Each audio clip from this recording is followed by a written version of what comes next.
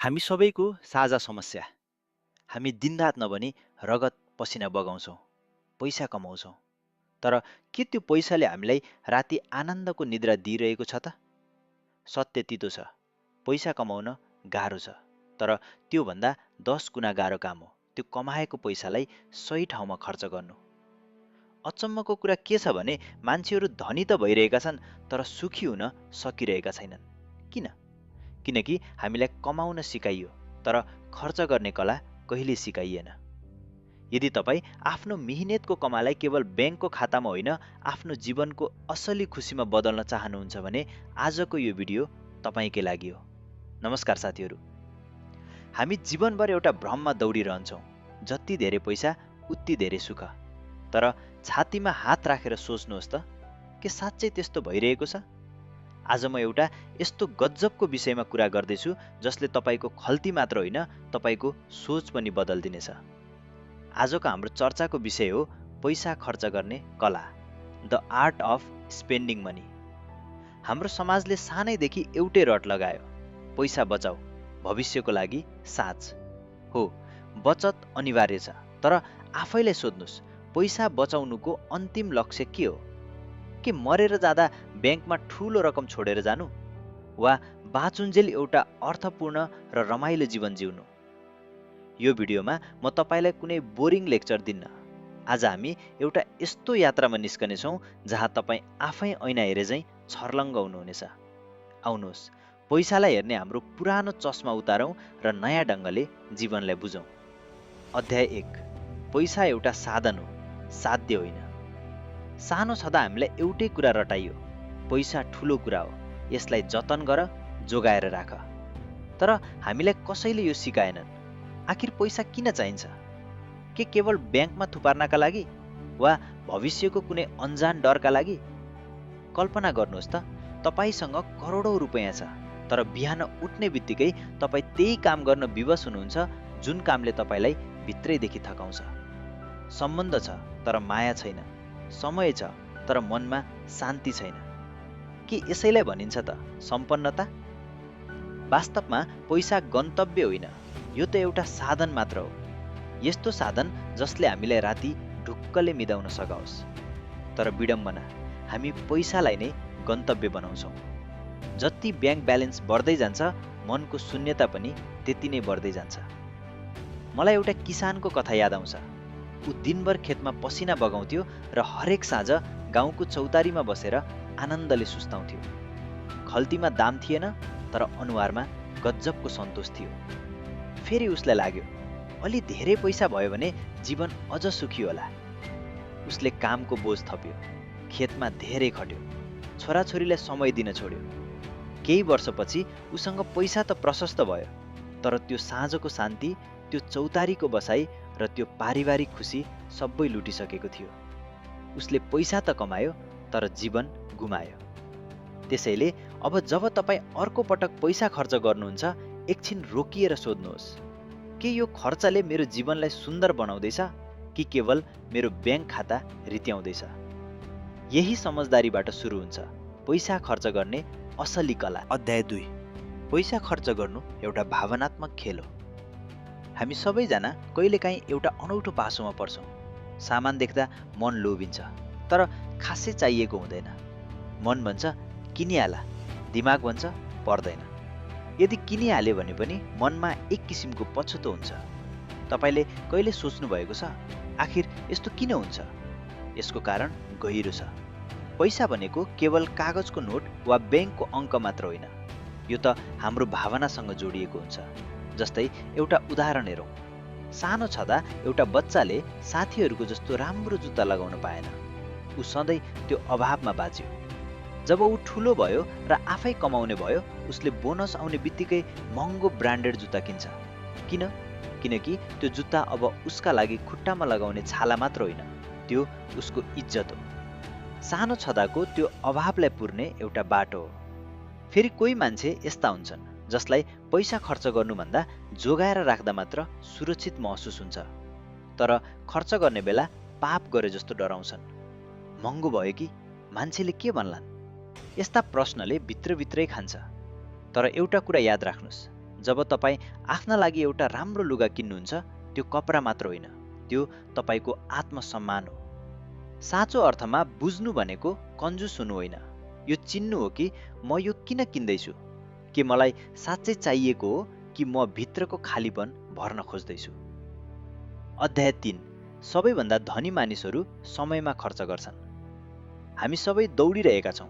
कसैलाई प्रमोसन चाहिएको छ, कसैलाई ठुलो गाडी, कसैलाई इज्जत। तर यो सब पाउने चक्करमा हामीले के गुमाइरहेका छौँ? हामीले आफ्नो समय गुमाइरहेका छौँ।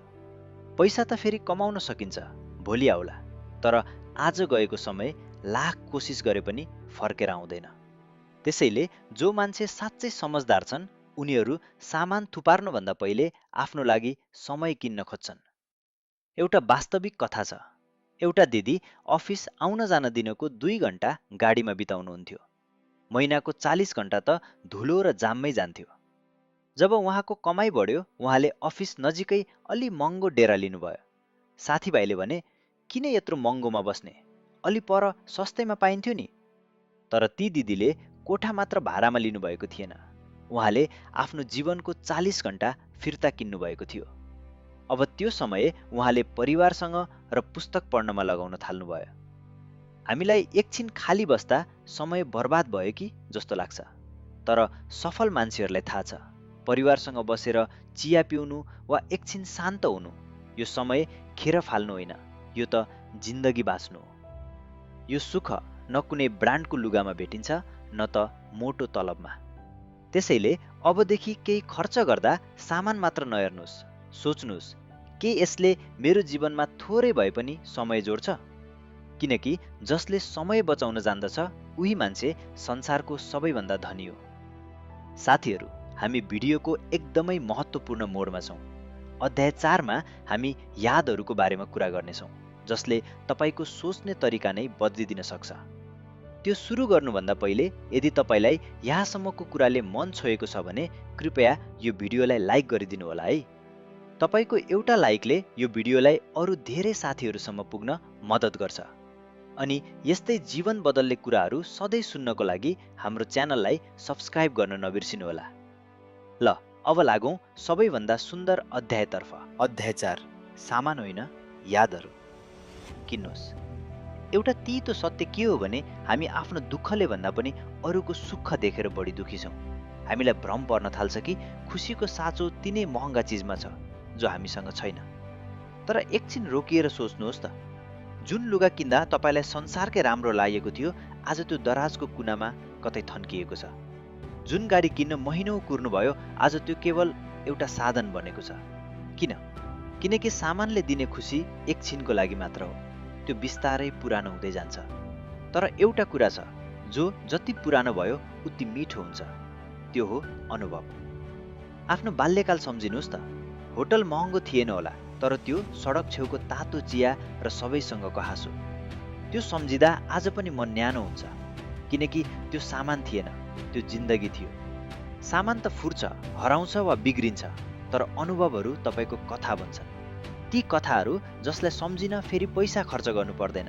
त्यसैले अर्को पटक गोजीमा पैसा हुँदा आफैलाई सोध्नुहोस्, म सामान थुपार्दैछु कि यादहरू बनाउँदैछु। अध्याय 5। तपाईँ पैसाको मामिलामा खराब हुनुहुन्न। तपाईँ मान्छे हो, गल्ती हुन्छ। हामी सबैलाई कहिलेकाहीँ आफ्नै पर्स हेर्दा लाज लाग्छ। या म त खत्तम छु, मलाई त पैसा जोगाउनै आउँदैन। तर एकछिन पर्खिनुहोस्, के तपाईँले कहिले ऐनामा हेरेर आफूलाई यो भन्नुभएको छ, म मान्छे हो, गल्ती हुन्छ। पैसा भनेको हिसाब कम र भावना बढी हो, र मान्छे भावनामा बग्छ, सधैँ कम्प्युटर जस्तो सही हुँदैन। हामी सबैले गल्ती गरेका छौँ। कसैले साथीको लहलहीमा लागेर डुबायौँ होला, कसैले देखासिकीमा ऋण लियौँ होला। तर यो सब गर्नुको पछाडि एउटै कारण थियो, हामी मान्छे हौँ। हाम्रो समाजमा पैसाको कुरा गर्नु पनि पाप जस्तै मानिन्छ।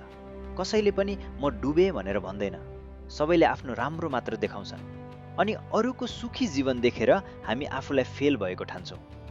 घाउ तब निको हुन्छ जब तपाईँ भन्नुहुन्छ, मैले जे गरेँ त्यो बेला मलाई त्यही सही लाग्यो, म मान्छे हो, गल्ती भयो, अब म सिक्दैछु।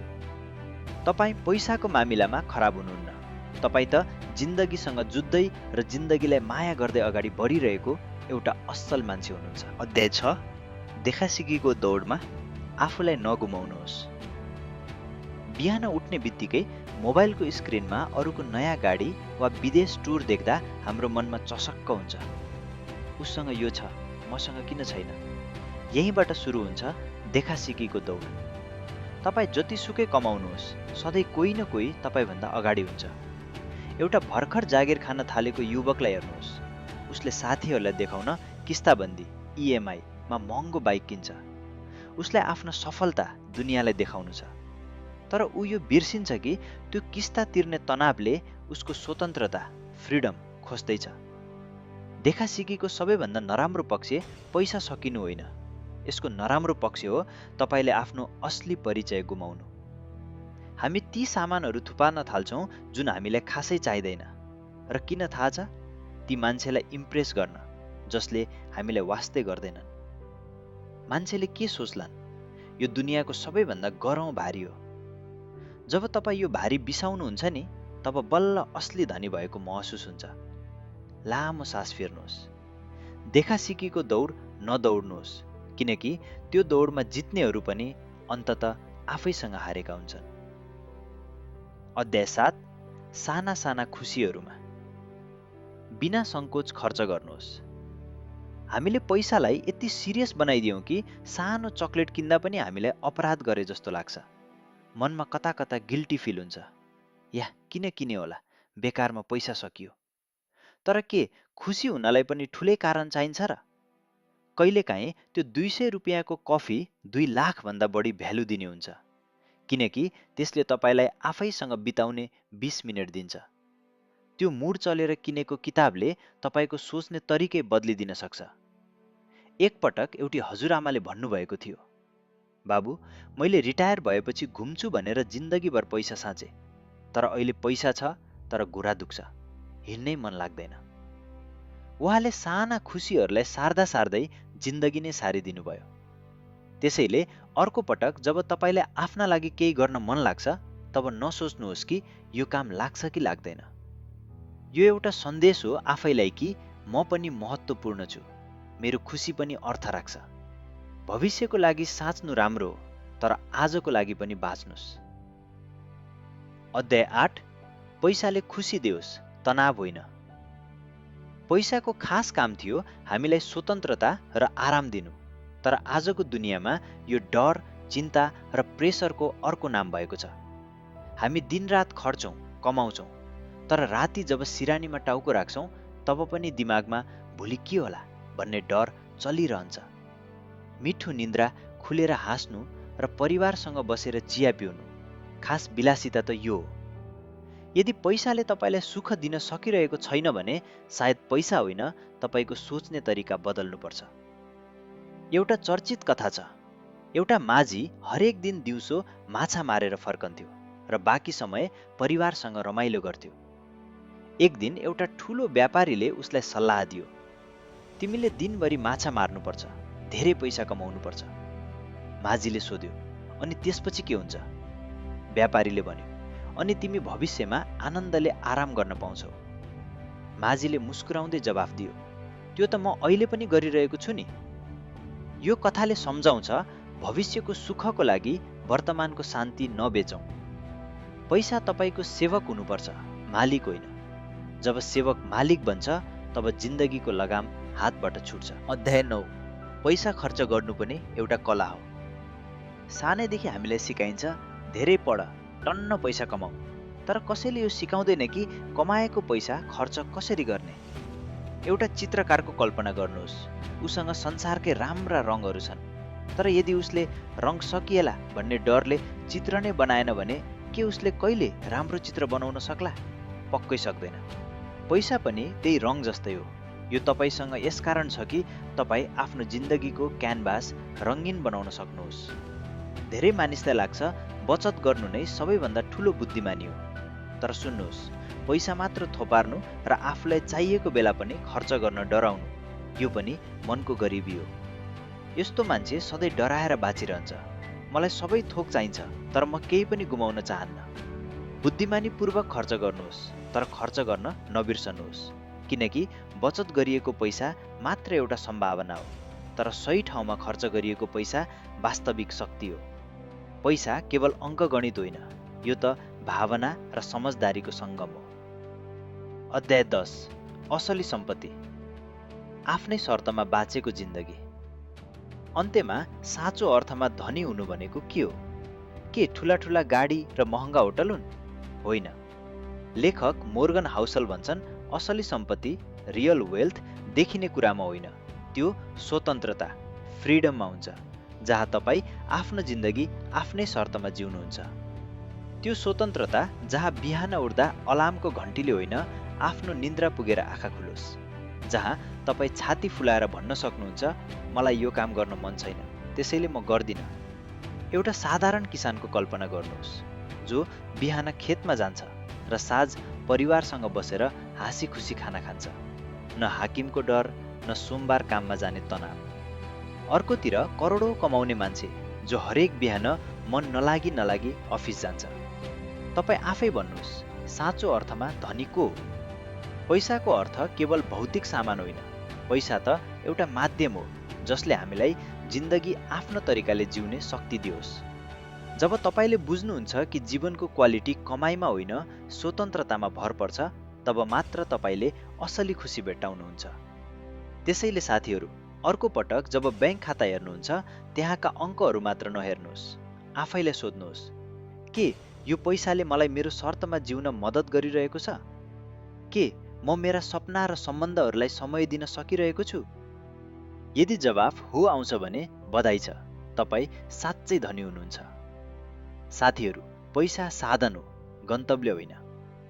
आशा छ आजको यो भिडियोले तपाईँलाई पैसा र जिन्दगीलाई हेर्ने नयाँ नजरिया दियो होला। यदि यो भिडियोले तपाईँको सोचमा थोरै मात्र पनि सकारात्मक परिवर्तन ल्यायो भने कृपया भिडियोलाई लाइक गर्न नबिर्सिनुहोला। तपाईँको एउटा लाइकले हामीलाई यस्तै जीवन बदल्ने भिडियोहरू बनाउन ठुलो हौसला दिन्छ।